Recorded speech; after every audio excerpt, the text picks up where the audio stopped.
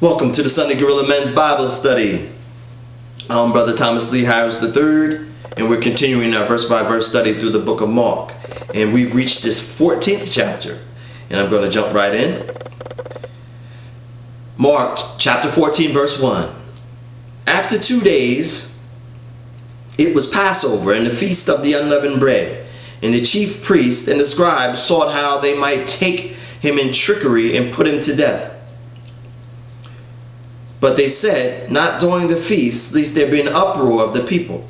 And being in Bethany at the house of Simon the leper, as he sat at the table, a woman came having an alabaster flask, a very costly oil of spikenard. Then she broke the flask and poured it on Jesus' head. Verse 4. And there were some who were indignant among themselves, and said, why was this fragrant oil wasted? For it might have been sold for more than 300 denarii and given to the poor. And they criticized her sharply. But Jesus said, let her alone. Why do you trouble her? She has done a good work for me. Verse 7. For you have the poor with you always. Whenever you wish, you may do them good. But me you do not have always. Verse 8. She has done what she could. She has come from beforehand to anoint my body for burial. Assuredly I say to you, wherever the gospel is preached in the whole world, what this woman has done also will be told as a memorial to her. Verse 10. Then Judas Iscariot, one of the 12, went to the chief priests to betray him to them. And when they heard it, they were glad and promised to give him money. So he sought how he might conveniently betray him. Verse 12. Now on the first day of unleavened bread, when they killed the Passover lamb, his disciples said to him, where do you want us to go and prepare that you may eat the Passover? Verse 13. And he went out and he sent out 2 of his disciples and said to them, go into the city, and a man will meet you carrying a pitcher of water. Follow him. Verse 14. Wherever he goes in, say to the master of the house, the teacher says, where is the guest room in which I may eat the Passover with my disciples? Then he will say to you, a large upper room, furnished and prepared. There make ready for us.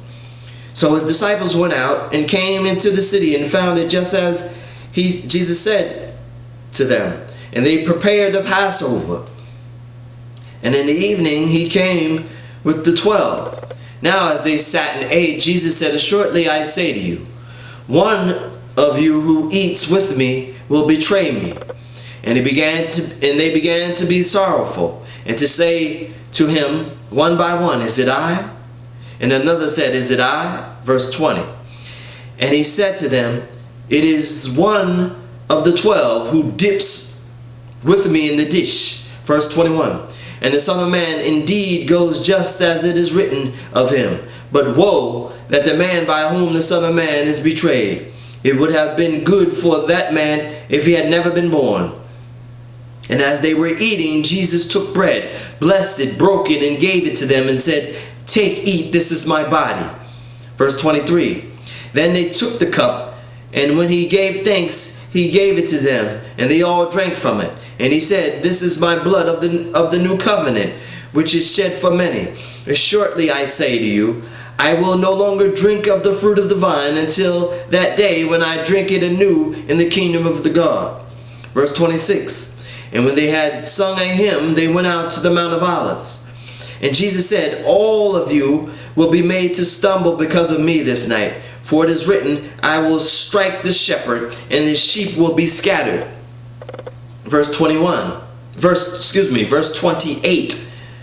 But after I have been raised, I will go before you to Galilee.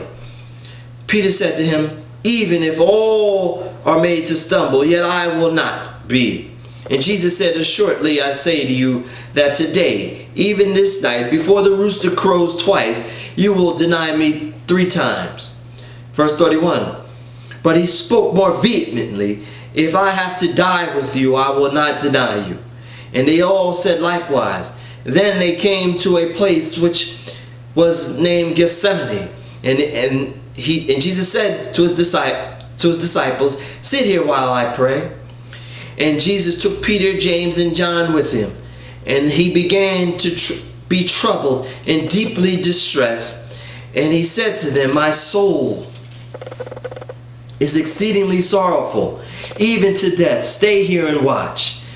He went a little further and fell on the ground and prayed that, if it possible, the hour might pass from him. And he said, "Abba, Father, all things are possible for you.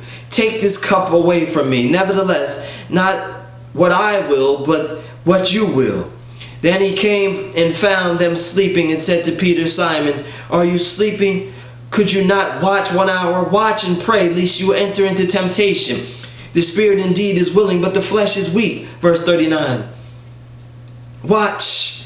And again he went away and prayed and spoke the same words. And when he returned, he found them again sleeping, for their eyes were heavy. They did not know what to answer him. Then he answered the third time and said to them, Are you willing? Are you still sleeping and resting? Is it enough? The hour has come. Behold, the Son of Man is being betrayed into the hands of sinners. Rise, let us go. Let us be going. See, my betrayer is at hand. Verse 43. And immediately while he was speaking, Judas, one of the 12, with a great multitude with swords and clubs, came from the chief priests and scribes and the elders. Now his betrayer had given them a signal, saying, "Whoever I kiss, he is the one. Seize him and lead him away safely." As soon as he had come, immediately he went up to him and said to him, Rabbi, and kissed him. And then they laid hands on him and took him. And one of those who stood by drew a sword and struck the servant of the high priest and cut off his ear. And Jesus answered and said to them, "Have you come out against a robber with swords and clubs to take me?" Verse 49. "I was daily with you in the temple teaching, and you did not seize me. But the scripture must be fulfilled." Verse 50. And they all forsook him and fled. Now a certain young man followed him, having a linen cloth thrown around his naked body. And the young man laid hold on him, and left the linen cloth, and fled from them naked. And they led Jesus away to the high priest, and with him were assembled all the chief priests and elders of the scribes. And Peter followed him at a distance, and right into the courtyard of the high priest, and sat with the servants and warmed himself at the fire. Now the high chief priests and all the council saw testimony against Jesus to put him to death, but found none. For many bore false witness against him, but their testimonies did not agree. Verse 57. Then some rose up and bore false witness against him, saying, "We heard him saying, I will destroy this temple made with hands, and within 3 days I will build another made without hands." But not even then did their testimony agree. And the high priest stood up in the midst and asked Jesus, saying, "Do you not answer nothing? What is it these men testify against you?" But he kept silent and answered nothing. And again the high priest asked him, saying to him, Are you the Christ, the Son of the Blessed?" Jesus said, "I am, and you will see the Son of Man sitting at the right hand of the power, coming with the clouds of heaven." Verse 63. Then the high priest tore his clothes and said, "What further need do we have of witness? You have heard the blasphemy. What do you think?" And they all condemned him to be deserving to death. Then some began to spit on him and blindfold him and to beat him, saying, "Prophesy." The officer struck him with the palms of the hand. Now as Peter below in the courtyard, one of the servant girls of the high priest came, and when she saw Peter warming himself, she looked at him and said, You also were with Jesus of Nazareth." But he denied him, saying, "I neither know nor understand what you're saying." And he went out of the crowd. He went out on the porch, and the rooster crowed. And the servant girl saw him again, and began to say to those who stood by, This is one of them." But he denied it again.